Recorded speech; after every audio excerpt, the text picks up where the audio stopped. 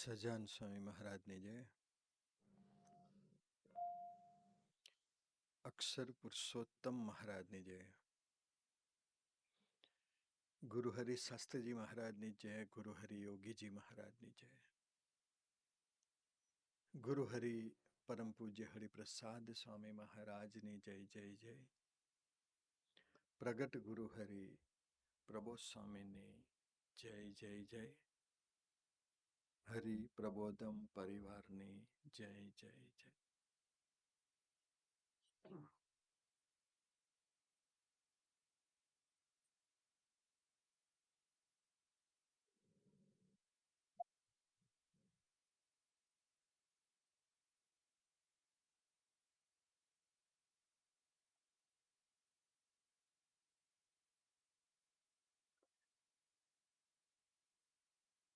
આ ધરતી ઉપર આપણને સૌને સુખી કરવા માટે ભગવાન રામ આવ્યા, ભગવાન કિશન આવ્યા, ભગવાન સ્વામિનારાયણ આવ્યા.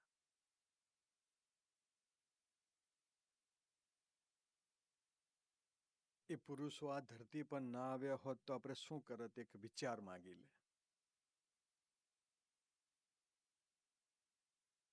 એ માયામાં ખદબદતા જીવોની જેમ આપણે પણ કંઈક એ માર્ગે હોત. ભગવાન રામ, ભગવાન કિશન, ભગવાન સ્વામિનારાયણ કે આવા પુરુષો જેને સંપૂર્ણ પુરુષો કહેવાય,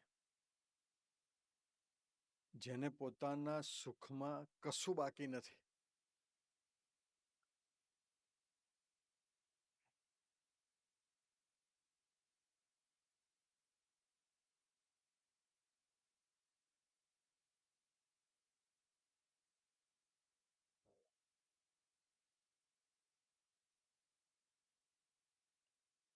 કશું બાકી નથી, છતાં પણ એ પુરુષો એક ધારો આપણને સુખી કરવા માટે એક ધારો પ્રયત્ન કરે છે. ભગવાન સ્વામિનારાયણનો વિચાર કરો તો ભગવાન સ્વામિનારાયણે આ ધરતી પર આવીને 12,000 કિલોમીટરનું વન વિચરણ કર્યું. સારું, વાંધો નહીં.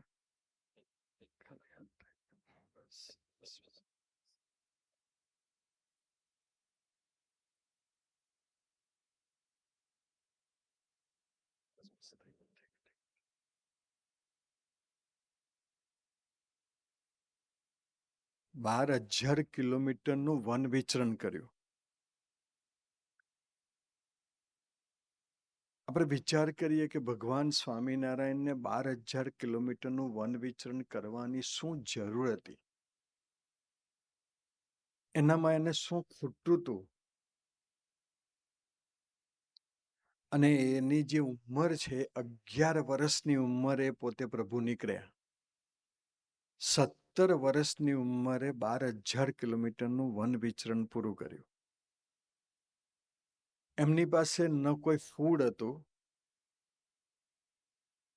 ન કોઈ એવા સફિશિયન્ટ ક્લોથ્સ હતા, ન કોઈ મેડિસિન હતી, ન કોઈ નેવિગેશન હતું, કાંઈ નહોતું. આપણે તો કદાચ અત્યારે તો એમ વાતાવરણ ગરમ છે, બાકી તો ખબર પડે કે સહેજ ઠંડુ થાય તો આપણે સ્વેટર પહેરીને આવીએ કે કદાચ રિટર્નમાં કદાચ ઠંડી લાગી જાય તો. એ પ્રભુ ફક્ત અને ફક્ત એક નાનકડી કોપીન પહેરી અને 12,000 કિલોમીટરનું વન વિચરણ કર્યું. એ ફરતા હતા એમાં વચ્ચે એમને એક સંત મળી ગયા અને સંતનું નામ હતું મોહનદાસ. એકચ્યુઅલી એ વ્યક્તિ પણ ભૂલી પડી ગઈ હતી, પણ એ જતા હતા ને સામે નીલકંઠ વર્ણી મળ્યા. સિંગલ બોડી, 12, 13, 14 વર્ષની એમની ઉંમર. એમ તમે જુઓ તો 14 વર્ષે તો માણસ 10મા 12મામાં ભણતો હોય, પોતાના કેરિયરની કશી ખબર ના હોય કે મારે મારું કેરિયર બનાવવાનું છે.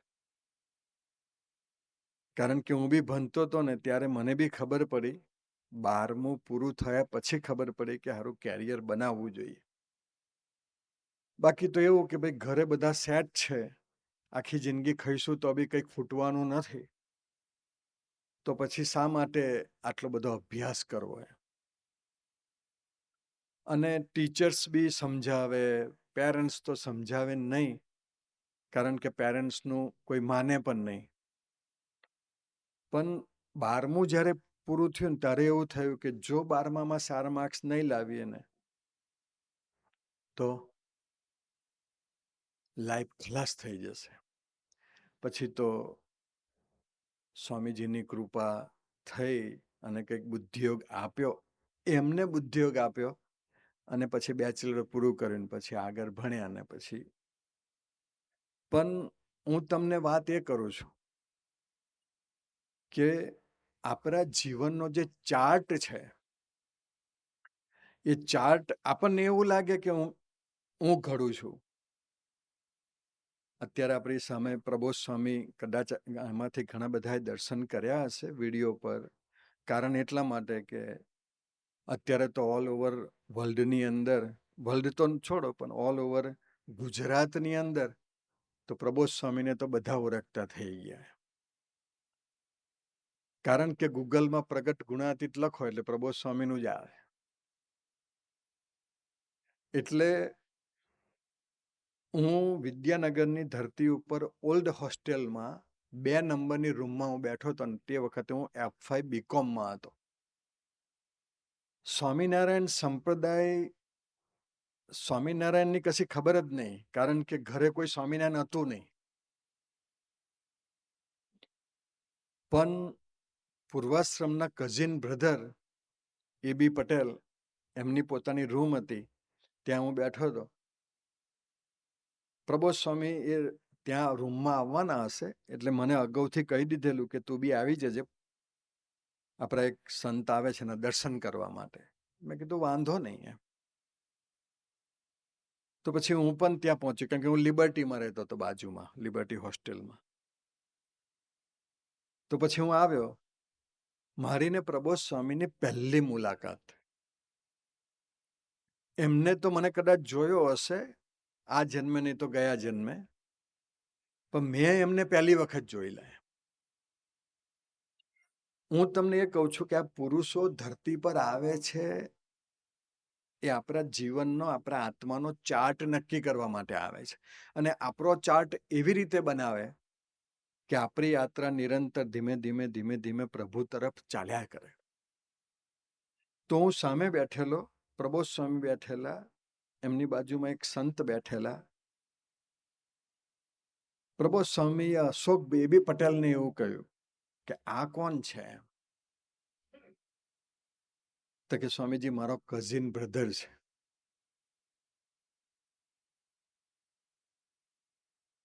અને પ્રબોધ સ્વામી પહેલું લીટી બોલ્યા કે આપણે આખી જિંદગી લગ્ન નથી કરવા.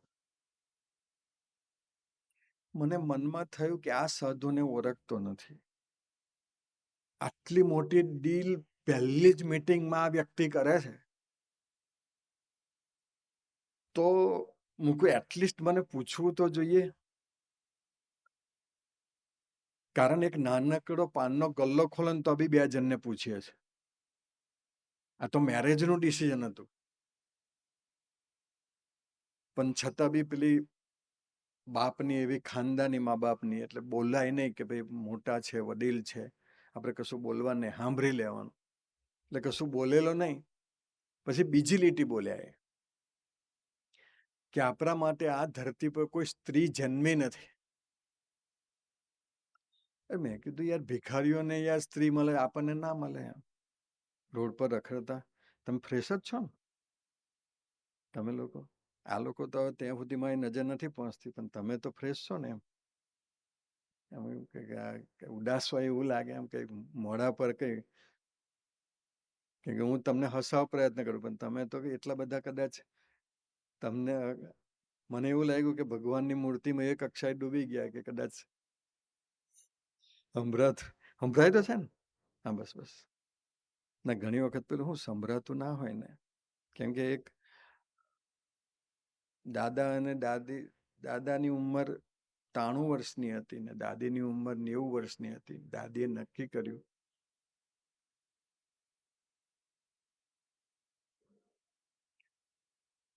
કે છૂટું કરી દેવું છે.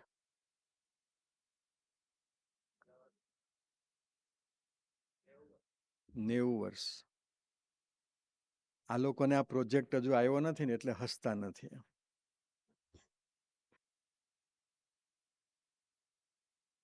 તો 90 વર્ષની ઉંમરે દાદીને વિચાર આવ્યો કે દાદા સાથે છૂટું કરી દેવું છે. એટલે કોકને વાત કરી કે બા હવે 90 વર્ષ થઈ ગયા, હવે હું, અને હવે તમારા પ્રોબ્લેમ બી શું છે? તો કે ના કે ઘણા પ્રોબ્લેમ છે, સમજતા જ નથી. હું ઘણું કહું છું, તો શું પ્રોબ્લેમ છે? તો કે એ જ્યારે બધી વાતો કરે ને ત્યારે હું બધી વાતો સાંભળું, પણ હું બોલવાનું ચાલુ કરું ને એટલે મશીન કાઢી નાખે છે. એ મારી વાત સાંભળવા તૈયાર નથી, એટલા માટે હવે છૂટું કરી દેવું છે.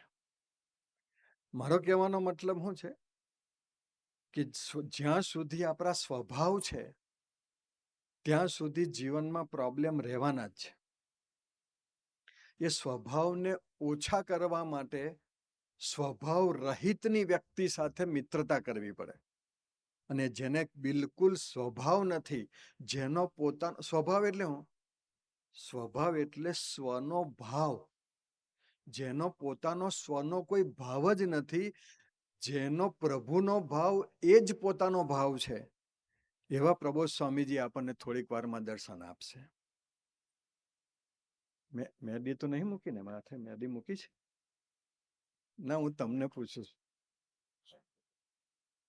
ના, હું અત્યારથી કંઈક કહું તો ભાઈ તમે પાસે પ્રબોધ સ્વામી આવતા સુધી તો થોડાક સક્રિય થઈ જાવ એમ. કેમ કે અમુક બહુ હાઈટ ઉપર જીવતા હોય ને, એને પેલું બાળક જેવું હોય ને તો યાર તો બધા બોલ્યા કરે. ભાઈ સવારમાં 6 વાગ્યા, 4 વાગ્યા, 4:30 ઉઠ્યા, 5 વાગે નહીં લીધું, પૂજા કરી, 6 વાગે એરપોર્ટ, અને એરપોર્ટ આવી મોન્ટ્રીયલ આવવાનું તો 4:30 ઉઠ્યા. 2 મિનિટ તાલી તો પડાય કે ના પડાય એમ.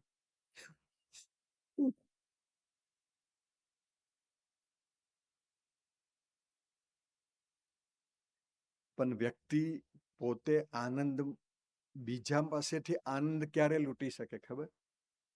એ વ્યક્તિ પોતે આનંદમાં હોય તો જ. પોતે ટેન્શનમાં હોય તો એને પછી કશામાંથી આનંદ ના આવે. આ આનંદની રસઘન મૂર્તિ આવે છે. બધો જ આનંદ એની પાસેથી અમને મળે છે. અમે 1.5 વર્ષથી પ્રબોધ સ્વામીને ગુરુ તરીકે સ્વીકાર્યા છે. અમારા સર્વાતીત સ્વામી છે, સુહૃદ સ્વામી છે, સુનૃત સ્વામી, હરિસન્મુખ સ્વામી, સનાતન સ્વામી. 1.5 વર્ષથી અમારા હૈયાને વિશે 1 સેકન્ડ માટે ઉદાસીનતા નથી આવી. એનું મૂળ કારણ પ્રબોધ સ્વામી છે. ખરેખર મારે તો આ વાત ન કરવી જોઈએ, પણ સુરજ સ્વામી બેઠા છે એટલે કરું છું, કારણ કે વડીલ છે ને એ આપણી ભૂલો માફ કરે. પણ પૂર્વાશ્રમના ઘરે બધું વેલ સેટલ હતું. કોઈ ભીખ માંગીને રોટલા ખાવા હતા એવું નહોતું. છતાં પણ હું 36 વર્ષ સાધુમાં રહ્યો, અને હરિપ્રસાદ સ્વામી અમારા ગુરુ સ્થાને હતા, જેને અમને 86માં દીક્ષા આપી. એ સ્વામીજીની સાથે 36 વર્ષ રહ્યા. જીવનમાં ઘણા બધા પ્રોબ્લેમ આવ્યા અને ઘણા બધા યુદ્ધ આવ્યા, પણ એક પણ વખત સ્વામીજીને છોડીને ઘરે જવાનું મન નથી થયું છે. એનું કારણ સ્વામીજીનો પ્રેમ. ખરેખર કહું છું. અને ત્યાર પછી પ્રબોધ સ્વામી મળ્યા, અને એટલો જ પ્રેમ, એટલી જ નિર્દોષતા, એટલી જ પવિત્ર. તમારા 1000 ટન પ્રોબ્લેમ હોય, તમે એ વ્યક્તિ પાસે જાઓ ને સ્વામી, એટલે પ્રોબ્લેમ રહિત કરી આપે. જીવનમાં આજની આ સભા, આ હાર્મોની કીધી, festival of harmony, A harmony તો સ્વામીજી મોન્ટ્રીયલમાં આવે કે ના આવે, કેનેડામાં આવે કે ના આવે, કેમ કે હવે ઇલેક્શન આવે છે એટલે બધા જ હાર્મની કરવા નીકળી પડશે. ગઈકાલે અમારે બી ઘણા બધા આવ્યા હતા, અને ઇન્ડિયામાં બી આવે તો ઇલેક્શન 1 વર્ષ પછી આવશે. પણ સૌથી વધારે હાર્મનીની જો કોઈ જરૂર હોય ને તો એ આપણા બોડીમાં જરૂર છે. બોડીમાં એટલા માટે જરૂર છે કે આંખ બીજી જગ્યાએ જાય છે, કાન બીજી જગ્યાએ જાય છે, જીભ બીજી જગ્યાએ જાય છે, મન બીજી જગ્યાએ જાય છે, બુદ્ધિ બીજી જગ્યાએ નિર્ણય લે છે. અને જે આત્મા છે એ આત્મા તો બિચારો ક્યાંય બિરાજમાન છે. કારણ એટલા માટે કે આત્મા સમૃદ્ધ નથી. એનું મૂળ કારણ એટલું છે કે સમૃદ્ધ આત્માને સમૃદ્ધ કરવા માટે એવા કોઈ પુરુષોની ગોદ નથી. એટલે હું તમને વાત એ કરતો હતો કે પ્રબોધ સ્વામીએ મને કહ્યું કે ધરતી પર આપણા માટે કોઈ સ્ત્રી જન્મી નથી. અને ત્રીજું વાક્ય બોલેલા 86માં, આજથી 40 વર્ષ પહેલાની વાત કરું છું. તો ત્રીજું વાક્ય બોલ્યા કે આપણે આખી જિંદગી હરિધામની ધરતી ઉપર મંદિરની અંદર એકાઉન્ટ લખવાની સેવા કરવાની છે. તો આ 3 વાક્ય બોલ્યા એ 35-40 વર્ષ પહેલા બોલેલા એ આજે સાર્થક થાય છે. કારણ કે ન મેં મેરેજ કર્યા, હું હરિધામમાં સેવા એકાઉન્ટની સેવા લખતો હતો, પણ એ 40 વર્ષ પહેલા એને મારો ચાર્ટ નક્કી કરેલો, અને એ જ સર્વમંગલ સ્વામી આજે તમારી સામે ઊભા છે. એમ મારો કહેવાનો મતલબ એટલો છે. તો એ આપણે નીલકંઠ વર્ણિના વનવિચરણની વાત કરતા હતા. તો એ વનવિચરણની અંદર ભગવાન 12,000 કિલોમીટર ફર્યા અને એવી જગ્યાએ ગયા, હજુ માનો કે કોઈક શહેર હોય, કોઈ ટાઉન હોય, કોઈ ગામડું હોય જ્યાં મુમુક્ષુઓ રહેતા હોય, ત્યાં પ્રભુ જાય તો બરાબર છે. પણ માનસરોવર, જ્યાં માનસરોવરમાં ચાઇના પણ પોતાનો આર્મી વિન્ટરમાં પાછું લઈ લે છે. કારણ એટલા માટે કે માનસરોવરમાં એવા કોઈ વનસ્પતિ ઉગતી જ નથી કે જે વનસ્પતિ ખાઈને માણસ અથવા પશુ જીવી શકે. એવી જગ્યાએ પણ આપણે સામાન્ય સ્વામી, તમે ઘરેથી આવ્યા હશો ને તો બી તમે તમારી કારમાં પાણીની બોટલ લઈને આવ્યા હશો. એટલા માટે કે ભાઈ રસ્તામાં પાણીની જરૂર પડે તો. માણસ કેટલી ઇનસિક્યોરિટી ફીલ કરે છે. અમારે હમણાં ત્યાંથી અમે ઉતારાથી નીકળ્યા, પેલા 3 નવી બોટલ મૂકી, ભાઈ મૂકું બોટલો બગાડીશ ના, અડધી બોટલ છે, પાણી પીશું. મને કે નાના સ્વામી કંઈક જરૂર પડી જાય તો એક ડેસ્ટિનેશનથી બીજી ડેસ્ટિનેશન આવવા માટે આપણે વોટર અને ફૂડ સફિશિયન્ટ આપણી ગાડીમાં મૂકી રાખીએ છીએ. ભગવાન સ્વામિનારાયણ માનસરોવરમાં જે અત્યારે ચાઇના પાસે છે, આ તો હું આઉટ ઓફ સિલેબસ એક વાત કરું, અત્યારે માનસરોવર ચાઇના પાસે છે, પણ સ્વામીજી હરિપ્રસાદ સ્વામી અમારા બોલેલા કે એક દિવસ એવો આવવાનો છે કે માનસરોવર આપણી પાસે આવી જશે. એ સ્વામીજીના આશીર્વાદ. સ્વામીજી તો એવું બોલે, આજની તારીખ યાદ રાખજો, કારણ માનસરોવરમાં ઋષિ મુનિઓએ તપસ્યા કરી છે. અને એથી વિશેષ ભગવાન સ્વામિનારાયણ પણ એ માનસરોવરમાં હું તો એ જ્યારે વિચારું ને ત્યારે હું તો એમ ગભરાઈ જાઉં. એમ પથારીમાં સૂતો હોય કે બેઠો હોય તો બી પરસેવો છૂટી જાય.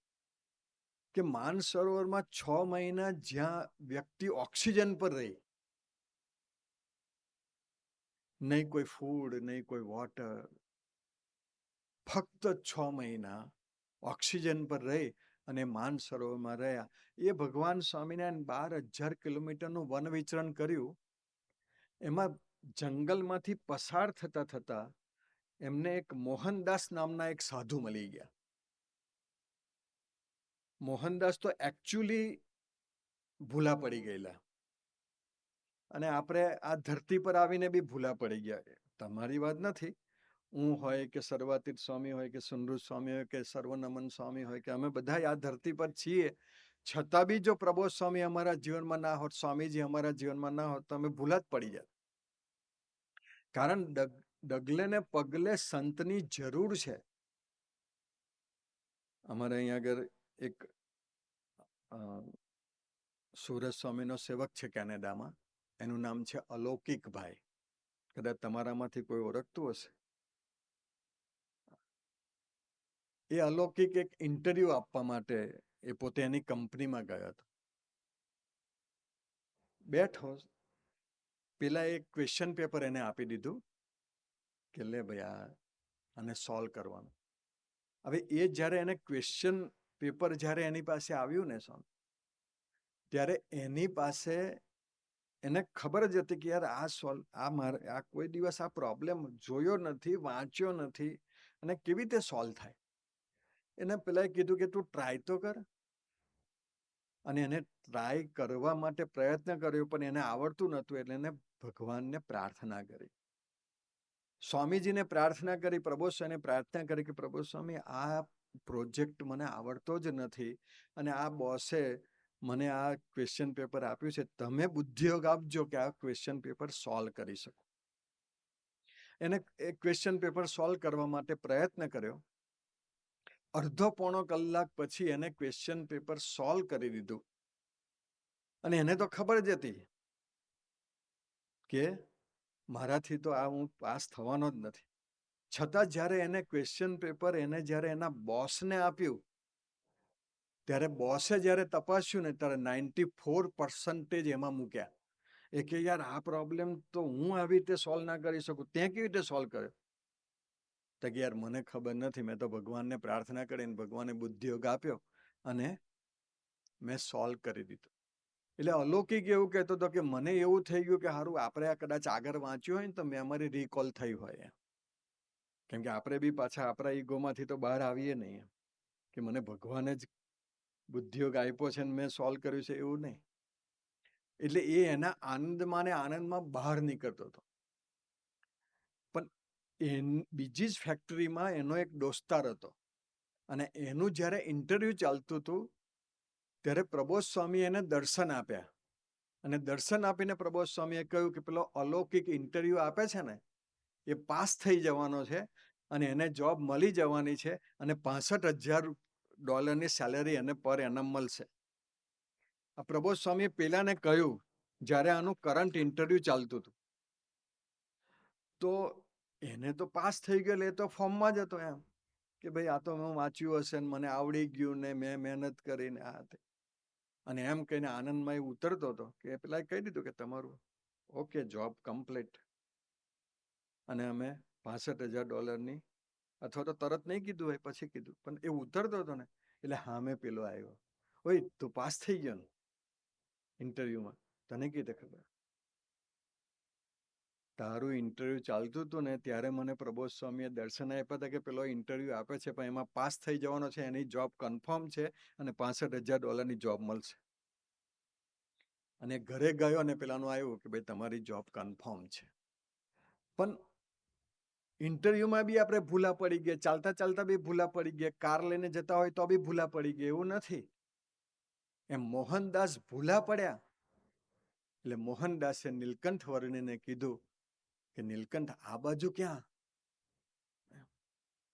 એટલે નીલકંઠ વર્ણીએ એને પૂછ્યું કે તમે આ બાજુ ક્યાં? તો કે હું રસ્તો ભૂલો પડી ગયો છું, એટલા માટે હું આ બાજુ આવ્યો છું.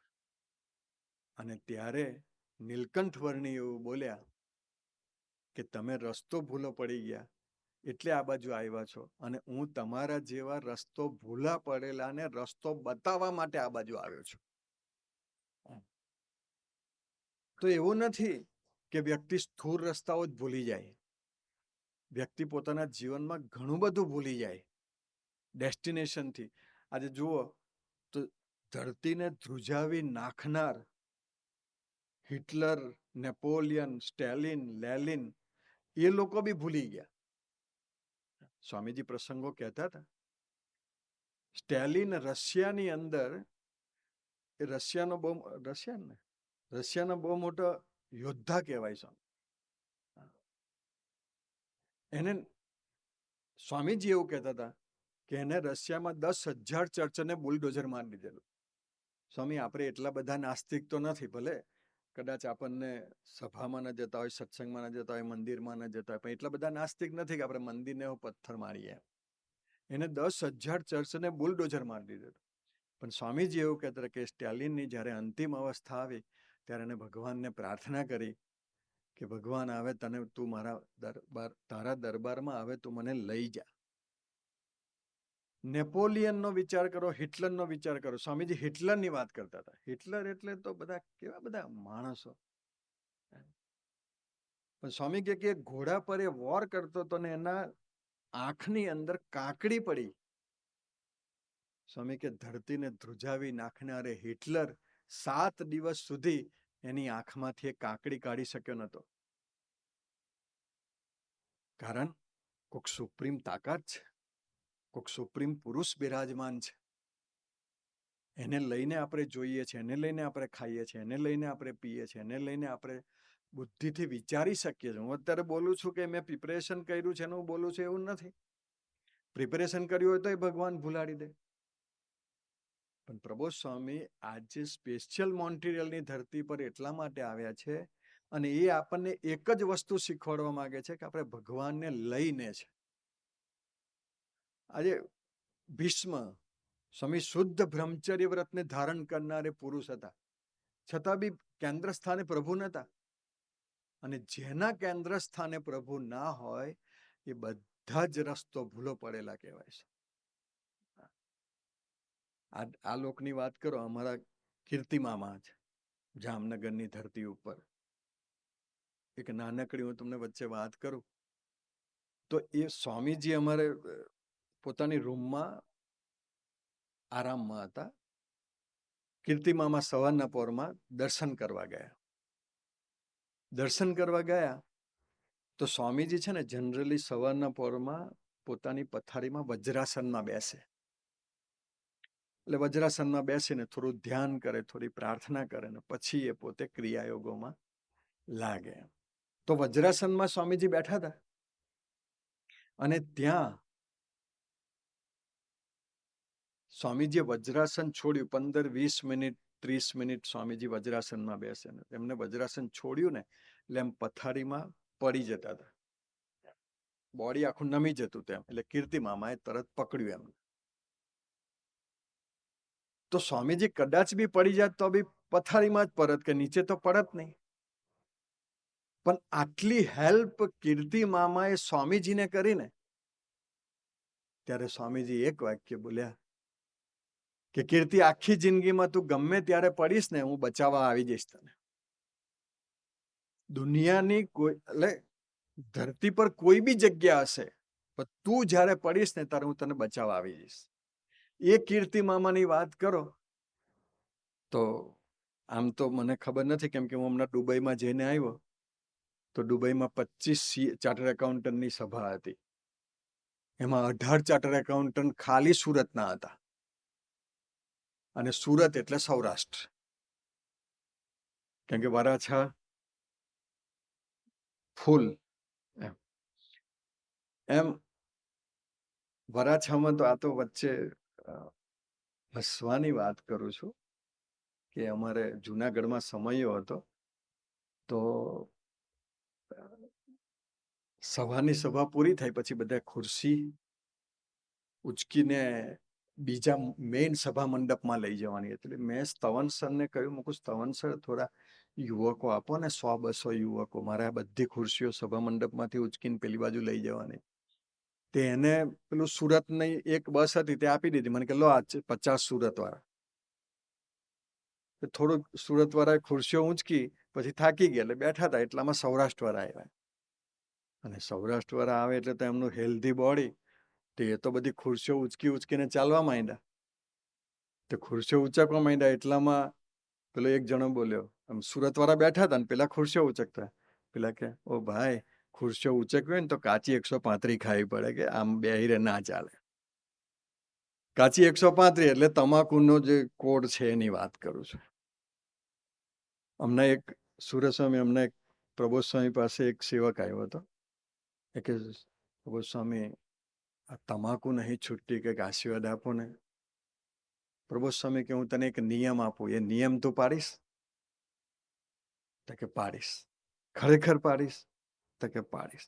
પ્રબોધ સ્વામી ત્રીજી વખત પૂછ્યું, ખરેખર પાડીશ? તો કે પાડીશ. એક જ નિયમ લે, તમાકુ મોઢામાંથી સામેથી આવે તો ખાવાની, બાકી જાતે નહીં મૂકવાની. આ નિયમ આવ્યો. તો પેલો કે મારી છૂટી ગઈ, કે કેમ કે સામેથી તો આવે નહીં, જાતે જ મૂકીએ. પણ એ બળ કોણ આપે? વચનની સાથે બળ એ આવા પવિત્ર પુરુષો આપે. તો એ કીર્તિમામા ની વાત કરું તો સ્વામીજી ફર્સ્ટ ટાઈમ જયારે જામનગર ગયા તો કીર્તિમામાને બહુ જ પાન ખાવા જોઈએ. 15, 17, 20 પાન તો રોજના ખાવા જોઈએ. તો સ્વામીજી ગાડીમાં અને ડ્રાઈવ કરે કીર્તિમામા, અને એમ ગાડી ચાલી એટલે સ્વામીજીને કીધું કે અહીંયા પાનના ગલેથી હું પાન લઈ લઉં. સ્વામી કે લઈ લો, લઈ લો, લઈ લો, લઈ લો. પાન લઈ લીધા, મૂકી દીધા, ગાડી ચાલુ થઈ ગઈ. સાંજ પડી ગઈ, આખી રાત આખો દિવસ ગાડી ચલાવે કીર્તિમામાએ. જે વ્યક્તિને પાન વગર ચાલે નહીં, એ વ્યક્તિ જ્યારે રાત્રે ગાડીમાંથી ઉતરે છે અને જ્યારે પેલા પાન જોયા ત્યારે 17 પાનમાંથી એક પણ પાન એને ખાધેલું નહીં. અને એને સ્વામીજીને કીધું કે સ્વામીજી મને પાન વગર ચાલે નહીં, પણ તમારો પ્રેમ મને એવો મળ્યો ને કે હું પાન જ ભૂલી ગયો કે ખાવાનું. તો એ કીર્તિમામાએ પછી તો સ્વામીજી બીજે દિવસે નીકળી ગયા એટલે એને નક્કી કરી નાખ્યું કે ચલો ભાઈ હવે આજે તો જઈએ પાન ખાવા. તો પાન ખાવા ગયા તો પેલાને કીધું ભાઈ પાન બનાવો એમ. તો એને પાન બનાવ્યું. હવે પાન બનાવીને પહેલું જ પાન એમને કીર્તિમામાએ મોઢામાં મૂક્યું અને આટલો મોટો કીડો અંદર કચર દઈને બોલ્યો. એવું નહીં કે ભાઈ ઇન્ડિયામાં જ કીડા નીકળે, હા, કે અહીંયા બી જોયું છે. મને એક જણો કહેતો હતો કે સ્વામીજી પીઝા નહીં ખાવા જતા, કારણ કે જો તમે એને બહુ જ ટોર્ચર કરો ને તો પીઝા તો બનાવે પણ ઉપર થૂકીને આપે પછી. હા, એટલે અમારે આપણને એમ કે ભાઈ જેનું, અમારા સ્વામીજી એવું કહેતા, સ્વામી કે હરિધામની ધરતી પર અમે 140 સંતો હતા, પણ સૌથી રૂપારામાં રૂપારા કોઈ હોય ને તો કે કોઠારી સ્વામી, એવું કહેતા. તો કોઠારી સ્વામીની સ્કિન તો બ્લેક હતી, એના કરતા તો ઘણા બધા રૂપારા સંતો હતા. તો સ્વામીજી કે કોઠારી સ્વામી સ્માર્ટ. પછી સ્વામીજી બોલ્યા, સ્વામી કે સ્માર્ટ એટલા માટે કહું છું કારણ કે એમને કોઈનો અભાવ નહોતો. તો આંતરિક સમૃદ્ધિને આધીન છે બહારનું સૌંદર્ય. એટલે અમને તો એમ કે ભાઈ ફોરેન વાળા તો બધા વિવેકી જ હોય, નપાસ થાય જ નહીં, સ્ટોપનું આવે એટલે તરત ગાડી ઊભી રાખે. અહીંયા આગળ સારું સાઈડ પર ગાડી ઊભી રાખે, ઇન્ડિયામાં રોડની વચ્ચે ગાડી ઊભી રાખીને પછી લડે. પણ હું આ ટ્રીપમાં આવ્યો ને સ્વામી, એમાં 3 ભૂરિયા જે લડ્યા છે, એમાં એક બોમ્બેની અંદર એક લેડી અશોકભાઈની હાથે જે લડી. મેં કીધું હારું આટલું સ્માર્ટ ચામડું અને છતાં ભાઈ અહંકાર તો મેં કીધું જોયો હોય તો આસમાને. તો પ્રબોધ સ્વામી મોન્ટ્રીયલની ધરતી પર એટલા માટે આવ્યા છે, આંતરિક સૌંદર્ય આપવા માટે, બહારનું સૌંદર્ય નહીં. અને આંતરિક સૌંદર્ય તો પ્રગટે અંદર રહેલા કામ, ક્રોધ, લોભ, મોહ, હઠમાં, ઈર્ષા આપણા જાય તો કીર્તિમામા એ પેલું કીડો વાળું પાન ખાધું અને પછી તો એને જોયું તો પાન ખોલ્યું ને તો અંદર તો મોટો કે પેલા દુકાનવાળાને કે યાર આ કીડાવાળું પાન. અરે સાહેબ સોરી સોરી સોરી, હું તમારી ડબ્બી જુડી રાખું છું કારણ કે તમે જ મોટા મોટા ઘરાક છો, નાખી દો એને, મારે નથી, હું તમે ચિંતા નહીં કરો, બીજું બનાવી આપું એમ. પણ તે વખતે એવું એમ ટેસ્ટ આવ્યો ને એટલે કીર્તિમામાએ નક્કી કરીને કે ચાલો આખી જિંદગી હવે પાન જ નહીં ખાવ.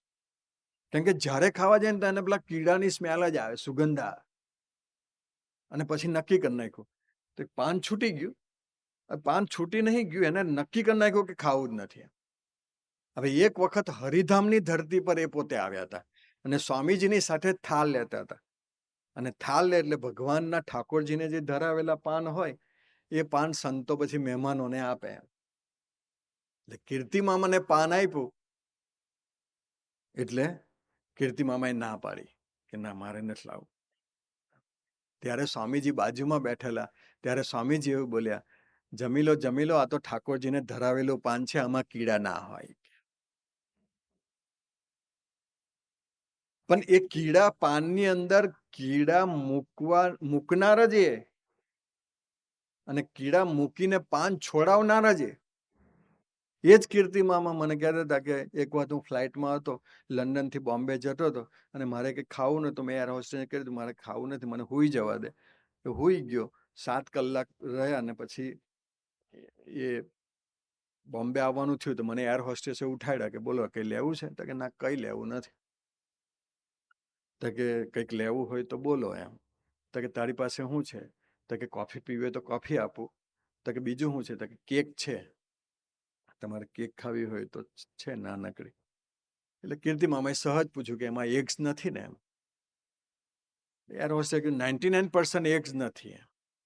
એટલે કીર્તિમામાએ કોફી સાથે કેક જમ્યા, બધું પૂરું. પછી બોમ્બે ઉતર્યા. બોમ્બેથી પછી એમને વ્હાઈટ કાજુ લીધા અને કાજુ લઈ અને હરિધામ આવ્યા. હરિધામ સ્વામીજી બિરાજમાન હતા એટલે સ્વામીજીની આગળ કાજુનું બોક્સ મૂક્યું. વ્હાઈટ એટલે ફ્રૂટની વાત કરું, ડ્રાય ફ્રૂટ કાજુની વાત નથી કરતો.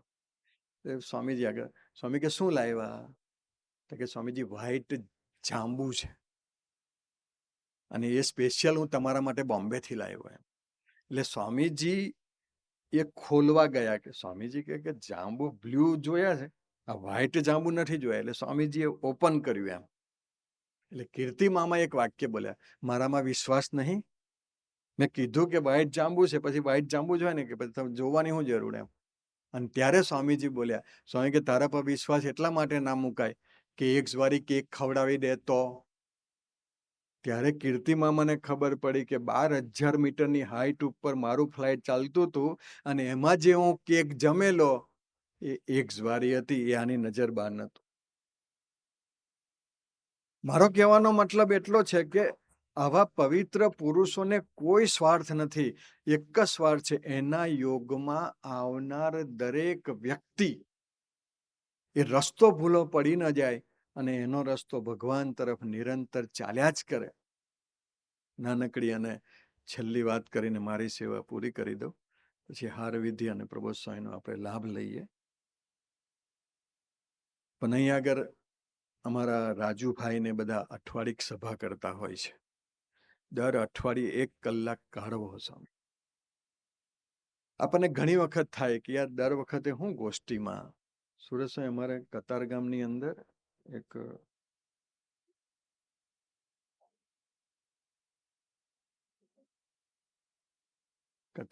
અંદર એક બે ભાઈઓ હતા. આ તો સ્વામીજીની કરુણા કેવી એની વાત કરું છું. તો આ તો મને વચ્ચે યાદ આવી. તો એનો ભાઈ, એનો જે કાકા, એના ફાધર ધામમાં ગયા. આપણો એક અંગત દીકરો હતો કમલેશ કરીને. એના લાઈવ નહીં ને? કે લાઈવ છે? ઓકે. એટલે હું નામ ના બોલું ને એમને, તો પાછું ત્યાં ઇન્ડિયા પહોંચે તો ભાઈ કે અમારું પ્રસંગ તમે મોન્ટ્રીયલમાં હું કા કીધો એમ પાછા લોચા માર્યા હોય તો હકીકત છે, પણ કહેવાય નહીં. હવે એના કાકાએ સ્વામી 25 લાખ રૂપિયા, પેલાના ફાધર ધામમાં ગયા એટલે મોટા ભાઈ, 25 લાખ રૂપિયા લઈ લીધા. હવે એ મારી પાસે આવ્યો, મને કે સ્વામીજીને કોને કે મને મારા કાકાએ 25 લાખ રૂપિયા લઈ લીધા, આપતા જ નથી. એટલે મેં કીધું મૂકું ચાલો સ્વામીજી પાસે, કેમ કે 25 લાખ તો હું કેથી આપવાનો. પછી ગયો સ્વામીજી પાસે. સ્વામીજીને કીધું, મૂકું સ્વામીજી આના ફાધર ધામમાં ગયા છે ને કાકાએ 25 લાખ રૂપિયાની પ્રોપર્ટી લઈ લીધી છે, આશીર્વાદ આપો તો કોઈ પાછા પૈસા એના આવી જાય. તો સ્વામીજી વિચારમાં જતા રહે એકદમ. અને વિચારમાં જઈને સ્વામીજી એક જ વાક્ય બોલ્યા મને કે આ અઠવાડિક સભા ભરે છે? મેં કીધું હા મૂકું સ્વામીજી, સભા અઠવાડિયે સિન્સિયરલી આવી જાય. મને કે ઊભો થઈ જા, અઠવાડિયામાં 25 લાખ આવી જશે. એક જ સભાની અંદર યોગીજી મહારાજ તો એવું બોલ્યા કે 25,000નો લોસ જતો હોય સભા ભરવી. આ તો એક સભાના 25 લાખ, 25,000, સોરી, યોગીજી મહારાજ 25 લાખ જ હતા. સ્વામી કે ઊભો થઈ જા. અઠવાડિયા પછી એનો ફોન આવ્યો. મને કે કાકાએ સામેથી કેવડાવ્યું છે કે તારા 25 લાખ તું લઈ જા પાછા, માતા નહીં જોઈતા. એનું મૂળ કારણ અઠવાડિક સભાનો પ્રતાપ. એ મૂળ કારણ એને સંકલ્પ છે. અને એક વસ્તુ છે સ્વામીજી, સભા ભરીશું તો કે યોગી ડિવાઇન સોસાયટી હોય એની અંદર કઈ 500ના 1000 કે 5000 નહીં થઈ જવાના. પણ આપણે સભા ભરીશું તો આપણા આત્માને વિશે રહેલો જે કચરો છે, હઠમાન, ઈર્ષા, કામ, ક્રોધ, લોભ, એ કથા વાર્તાથી જાય અને ભગવાનની વાતો મળે. એટલે સભામાં બી આવતા રહેવું. આપણા સૌની ઉપર પ્રબોધ સ્વામીએ ખૂબ કૃપા કરી અને આપણને માવતર તરીકે સોહરત સ્વામીની ગોદ આપી છે. એટલે આપણે બધાએ જીવનમાં એક વસ્તુ નક્કી કરવાની. ઘણાના 5 મિત્રો હોય, ઘણાના 10 મિત્રો હોય, ઘણાના 100 મિત્રો હોય. એમાં એક મિત્ર એક્સ્ટ્રા રાખવાનો અને એ મિત્ર છે સોહરત સ્વામી. તો સોહરત સ્વામી સાથે બી આપણે એવી મૈત્રી કરવાની. એડિશનમાં એક દીકરો હતો, અત્યારે તો એને તો સંકલ્પ કરી નાખ્યો, બાકી એનું નામ સ્મિત. એટલું બધું રંગેલું જીવન. એના ફાધર અને મધર રોજ જ ટેન્શનમાં હોય. મને કે, એટલે મને તો નતા કહેતા, પણ તે વખતે જે હશે એને કહેતા હતા કે આ સ્મિતને બદલો, સ્મિતને સુધારો, સ્મિતને સુધારો. એક વખત સ્વામીજી પાસે લઈને આવ્યા અને સ્વામીજીને કીધું કે સ્વામીજી આ સ્મિતનું કંઈક કરો ને. ત્યારે સ્વામીજી એવું કીધું, સ્વામી કે તારા કેટલા મિત્રો? કે તો કે સ્વામીજી બહુ જ મિત્રો મારા તો કે કેટલા? તો કે સ્વામીજી 101 મિત્રો તો એડિશનની અંદર ખરા, કારણ કે એ ટાઈપનું જીવન હોય એટલે એ ટાઈપના ઘણા બધા મિત્રો હોય. અમે એનજીઆઈટીમાં સભા કરી તો એક દીકરો ઊભો થયો પોતે ગોષ્ઠી કરવા, અને એને પોતાનો એક્સપિરિયન્સ શેર કર્યો કે ફેસબુક ઉપર મારા 1200 મિત્રો છે. ફેસબુક ઉપર 601.5 છે, 600 એક્ટિવ છે. પણ મારી ગાડી ન્યુયોર્કના બજારમાં રાત્રે 12 વાગે બગડે તો 600માંથી એકે ના આવે. પણ પ્રભુશીલભાઈને હું ફોન કરું તો પ્રભુશીલભાઈ ન્યૂ જર્સીથી આવીને ટો કરીને મારી ગાડી લઈ જાય.